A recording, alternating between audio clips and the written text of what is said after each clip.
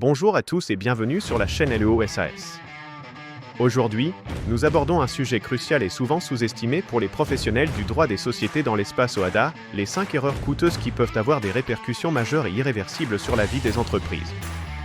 Ces erreurs, souvent perçues comme mineures ou de simples oublis administratifs, peuvent en réalité entraîner la nullité d'actes juridiques importants, compromettre la validité des décisions prises, ou encore générer des sanctions administratives particulièrement lourdes, affectant directement la pérennité et la réputation des sociétés.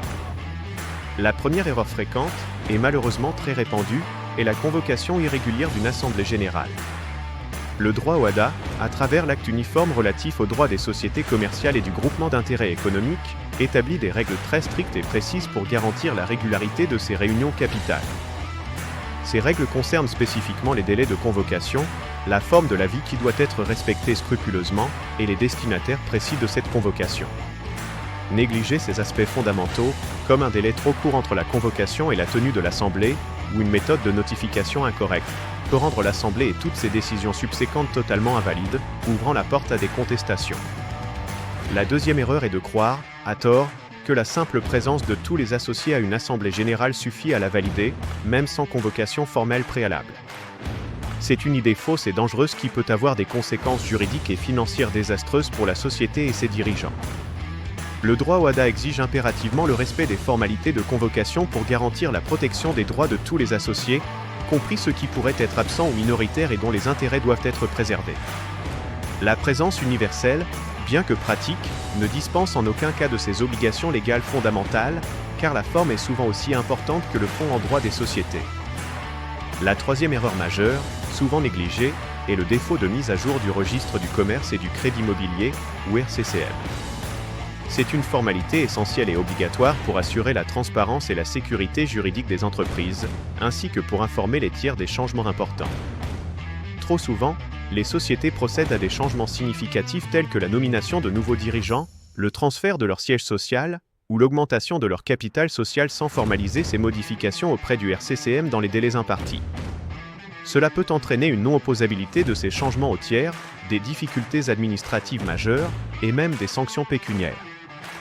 La quatrième erreur est la négligence dans la déclaration du bénéficiaire effectif. Cette obligation est devenue un levier crucial et incontournable dans la lutte internationale contre le blanchiment d'argent, le financement du terrorisme et la corruption, et elle est prise très au sérieux par les autorités.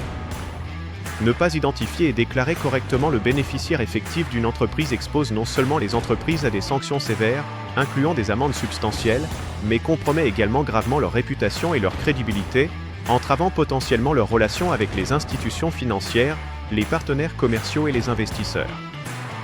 Enfin, la cinquième erreur concerne les pactes d'actionnaires qui sont contraires au statut de la société. Bien que les pactes d'actionnaires soient des outils de gouvernance très utiles et flexibles pour organiser les relations entre associés, ils ne peuvent en aucun cas déroger aux dispositions impératives des statuts de la société, qui ont une valeur juridique supérieure. Lorsque des clauses d'un pacte d'actionnaires contredisent directement les dispositions statutaires ou les règles d'ordre public, elles deviennent inopérantes et sans effet juridique. Cela peut créer une insécurité juridique considérable, générer des litiges coûteux et complexes entre les actionnaires, et annuler complètement l'effet recherché par le pacte, transformant un outil de gestion en source de conflit.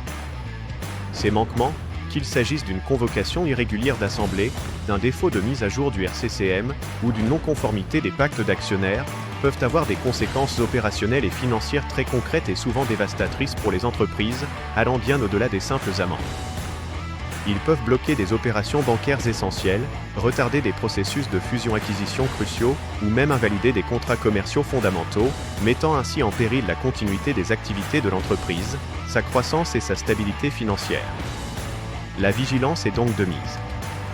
Pour éviter ces écueils juridiques coûteux et complexes, nous recommandons plusieurs bonnes pratiques essentielles. Premièrement, il est impératif de suivre un calendrier de conformité rigoureux et détaillé pour toutes vos obligations légales et statutaires, en ne laissant aucune place à l'improvisation. Deuxièmement, harmonisez systématiquement tous vos documents juridiques internes, en vous assurant que les statuts de la société, les règlements intérieurs et les pactes d'actionnaires sont parfaitement cohérents entre eux et entièrement conformes au droit OHADA, afin d'éviter toute contradiction ou ambiguïté. Troisièmement, faites auditer régulièrement vos pratiques concernant le RCCM et la déclaration du bénéficiaire effectif par des experts indépendants. Un audit externe peut identifier les lacunes et les risques potentiels avant qu'ils ne deviennent des problèmes majeurs et coûteux pour votre entreprise. Ces mesures proactives et préventives sont essentielles pour renforcer la sécurité juridique de votre entreprise, garantir sa conformité aux réglementations en vigueur et prévenir les risques de non-conformité dans l'espace OHADA, assurant ainsi sa pérennité et sa réputation sur le long terme. Vous souhaitez approfondir vos connaissances et maîtriser ces aspects complexes et souvent délicats du droit des sociétés OHADA? Alors, rejoignez nos formations certifiantes LEO-SAS, conçues spécifiquement pour les professionnels exigeants. Nous vous offrons des programmes spécialisés et actualisés sur la conformité sociétaire et les bonnes pratiques OHADA, conçus sur mesure pour les praticiens du droit comme vous, désireux d'exceller et de sécuriser leurs opérations juridiques.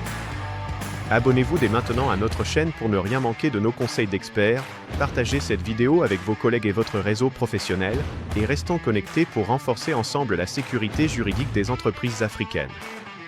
Merci infiniment de votre attention et à très bientôt pour de nouvelles analyses.